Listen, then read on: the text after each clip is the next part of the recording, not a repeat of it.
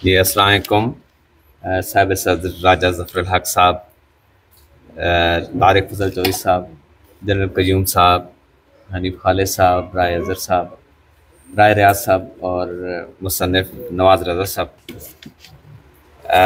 اس کتاب کا پیش لفظ لکھنے کی جو حاجی نواز رضا صاحب نے، میں سمجھتا ہوں یہ ان کی ذرا نوازی ہے، ورنہ جتنا ان کا صافتی تجربہ ہے اتنی ہماری عمر نہیں ہے۔ میں اس جو پیش لفظ ہے اس میں سے کچھ ایک دو چیزیں پڑھ کے مختصراً آپ کو 2 منٹ لوں گا۔ اور نواز رضا کا تعلق دائیں بازو سے ہے، اس لیے جماعت اسلامی سمیت دائیں بازو کی سیاسی سوچ رکھنے والی قوتوں کی وہ کھل کر حمایت کرتے ہیں۔ مسلم لیگ نون کی حمایت کی بڑی وجہ بھی یہی ہے۔ اسی وجہ سے ان کے مخالفین ان پر مسلم لیگ نون کی حمایت کرنے کا الزام لگاتے ہیں، حالانکہ ان کے کالموں میں مسلم لیگ نون کی کارکردگی پر تنقید بھی کی جاتی ہے، لیکن دراصل اس کے پیچھے ان کی نظریاتی سوچ ہے۔ حالانکہ آج کے نواز شریف کے ایک طرف دائیں بازو کے وکیل عرفان صدیقی کھڑے ہیں تو دوسری جانب بائیں بازو کے سرخیل پرویز رشید بیٹھے ہیں۔ خود نواز شریف بھی اب فیض و جالب کے نقش قدم پر ہیں۔ وہ کہتے ہیں کہ اب نہیں تو کب دیکھیں گے۔ نواز رضا کی بڑی کمزوری یہی ہے کہ وہ نواز شریف اور پاکستان کے معاملے میں جذباتیت کا شکار ہیں۔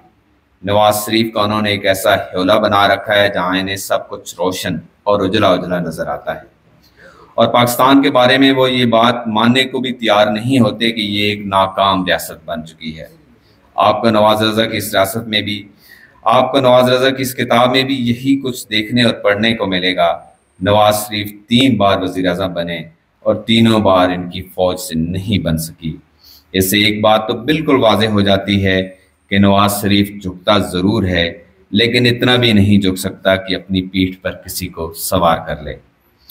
اس کی اپنی ایک سوچ ہے، ایک نظریہ ہے اور پاکستان کے بارے میں ایک ویژن ہے، جبکہ ہماری اشرافیہ کو ایسے لوگ چاہیے ہوتے ہیں جن کا اپنا نظریہ ہو نہ ویژن ہو، اس لیے نواز شریف اب ان کی چوائس نہیں رہا۔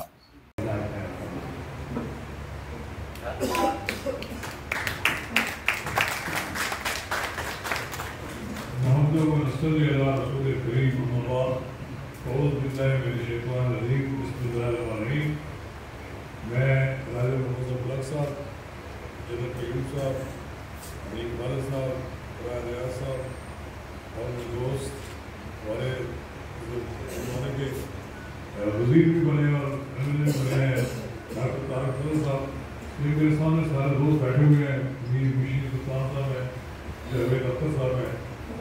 میں سب نام لینا میرے مشکل ہوگا، میں سب کو شکریہ ادا کرنا چاہتا ہوں۔ پہلی بات یہ ہے کہ اجوار مرزا صاحب نے کہا، واقعی بات یہ ہے کہ نوائے وقت میں کام کرتے ہوئے کتاب لکھنا تو آسان نہیں، 12 بجے رات تک ڈیوٹی دینا اور اس کے بعد گھر پہنچتے پہنچتے سحری ہو جانا، بعد اوقات میں کئی بار رات سارے جاتا گیا۔ یہ جبری ریٹائرمنٹ کیا لیں یا ایک ریٹائرمنٹ سے استعفیٰ دیا، تو میں نے اپنے کالم جو میں نے وہ محفوظ کر کے رکھے ہوئے تھے، کچھ کمپوز تھے اور کچھ کمپوز کرائے، تو اس میں بہت سے دوستوں کی مدد چاہیے۔ میں نے پہلی کتاب چھپی جو رولر سیاست، تو وہ تقریباً آخری تھوڑی رہ گئی ہے، ختم ہو گئی ہے۔ پھر میں نے رولر سیاست 2 لکھی، پھر 3 لکھی۔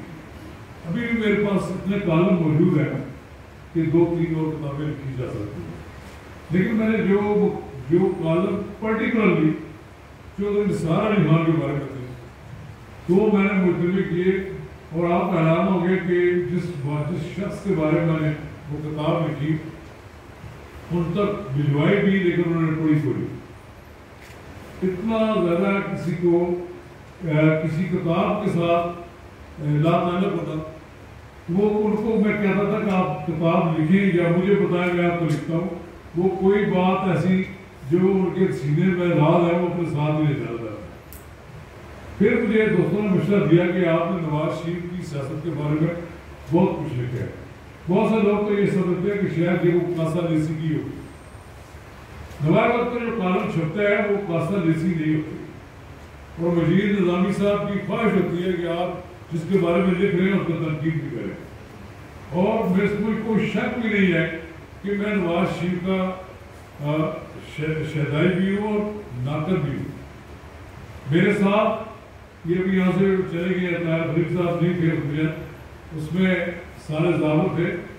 تو جس جہاز میں ہم جا رہے تھے سکھر میں موٹر وے کا سنگ بنیاد رکھتے ہوئے تو راستے میں میاں صاحب نے کہا سارے ضابط کو دیکھو یہ نواز رضا میرے خلاف کالم کالے کو کالم کے خلاف نہیں تھے. میاں نواز شریف کے بارے میں یہ امید لکھتے تھے کہ آپ پارلیمنٹ میں آیا کریں, یہ خلاف بات نہیں تھی. کیبنٹ کی میٹنگ کیا کریں وہ نہیں کرتے تھے, بہت کم کرتے تھے, یہ ہم لکھتے تھے. یا اس طرح کی اور باتیں کہ اپنی پارٹی کے لوگوں سے ملیں, آپ کی پارٹی کو اسٹینڈ کر کے ہجوم نہ ہو بلکہ نیچے سے ان کو اوپر تک اس کی آرگنائزیشن کرے. پھر میں نے یہ تو سب پتہ ہے رائے صاحب کو اس بات کا پتہ ہے کہ لوگ کیسے آتے ہیں کہ رائے صاحب نے کہا ہو. رائے صاحب کے ساتھ جب اس عمر کے حصے میں کہ جب ان کی خدمات کو میں جانتا ہوں وہ کم لوگ جانتے ہیں. مجھے وہ دن بھی یاد ہے کہ جس دن کو یہ جنرل پرویز مشرف سے مل کر آئے اور میرے پاس ایف ایکس گاڑی ہوتی تھی تو انہوں نے اپنی گاڑی چھوڑ کر کہا کہ میں تمہارے ساتھ جاتا ہوں سومر صاحب کے گھر. تو اس وقت ایک نئی پارٹی بنانے کی کوشش ہو رہی تھی تو راجہ ذوالحق صاحب اس پارٹی کے بننے کی راستے میں رکاوٹ بنے. ہم خیال گروپ کی جو پارٹی بنی تھی اس کو رکاوٹ بنے اور پھر انہوں نے پرویز مشرف کی طرف سے مجھے خود جنرل شاہ میرے کالج کے زمانے کے دوست تھے, انہوں نے کہا کہ ہم نے محمد علی ہوتی صاحب کو کہا, ہم نے فلاں کو بات ہوتی اور ہم نے میاں اظہر صاحب بھی شاید میں دوڑ میں شامل تھے. انہوں نے کہا جب راجہ ذوالحق صاحب کو کہا انہوں نے کہا میں نہ تو آپ کے سیف ہاؤس میں ہوں گا اور نہ ہی میں آپ کے دفتر میں ہوں گا, نہ آپ میرے پاس آئے. تو انہوں نے کار کر کے کہا کہ میں نے زندگی میں ایک بار جنرل ضیاء الحق کی کیبنٹ میں شامل ہوا تھا اور میں زندگی میں کبھی کسی فوجی جب میں عرفان صدیقی صاحب کو پیغام دیا انہوں نے کوئی اس پر توجہ نہیں دی کہ ان کا پیغام آ جائے. بہرحال میں نے ایک کوشش کی دیانتداری سے کی, رزق حلال سے پیسے کسی سے مانگ کے نہیں لیے, نہ کسی طرح کی کوئی کنٹریبیوشن شامل ہے میاں نواز شریف کی. آج کے زمانے میں اگر آپ کسی کے بارے میں کتاب لکھیں تو پہلا آدمی یہ سمجھتا ہے کہ شاید اس آدمی نے اس کو فنانس کیا ہوگا. میں نے جو پیسے کمائے رکھے جو بھی تھے میں نے اس کتاب کی یہ ساری کتابیں اپنی جیب سے بچی اور میں نے کسی سے یہ توقع نہیں رکھی کہ مجھے اس میں کوئی میری کنٹریبیوشن کرے گا.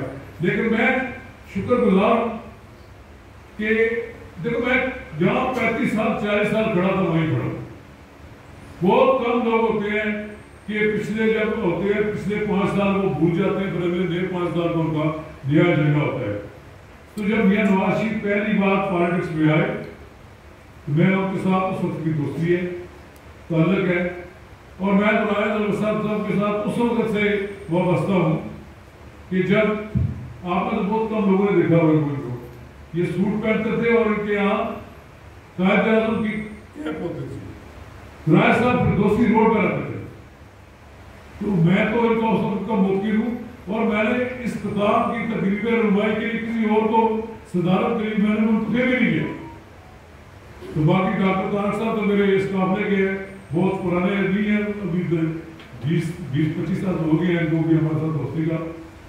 تو میں نے ایک کتاب لکھی ہے دیانتداری سے لکھی ہے اور میں نے آپ پڑھے پوری اس میں نے کہیں آپ کو ملے گا کہ میں نے تنقید بھی کی ہے. تنقید اس کو کہتے ہیں تنقید جو قابل برداشت بھی ہوتی ہے اور اس کو چیز سمجھنے والی بھی ہوتی ہے. تو بہرحال میں شکریہ ادا کرتا ہوں. میں نے تارڑ صاحب کی وجہ سے تارڑ صاحب کی وجہ سے یہ فنکشن 2 دن ڈیلے کیا. وہ ہماری بدقسمتی کیا ہے کہ آج قومی سلامتی کمیٹی کا اجلاس ہو گیا اور پھر وزیر اعظم ان کو چھوڑتے نہیں ہیں. لگتا ہے کہ ان کو اپنے پاس ہی رکھ لیں. وہ پتہ لگا جب پریس کانفرنس ختم ہونے کے بعد انہوں نے کہا میں آپ کو کروا رہا ہوں. پھر فیصلہ آیا کہ وزیر اعظم صاحب نے کروا دیا. تو ہمارے وزرائے اطلاعات جو ہے ان کی بڑی کمزوری ہوتی چاہوں گی کہ وہ ہر وقت وزیر اعظم کے ساتھ اٹیچ رہتے ہیں. میں آپ سب کو ایک بار پھر شکریہ ادا کرتا ہوں سارے دوستوں کا.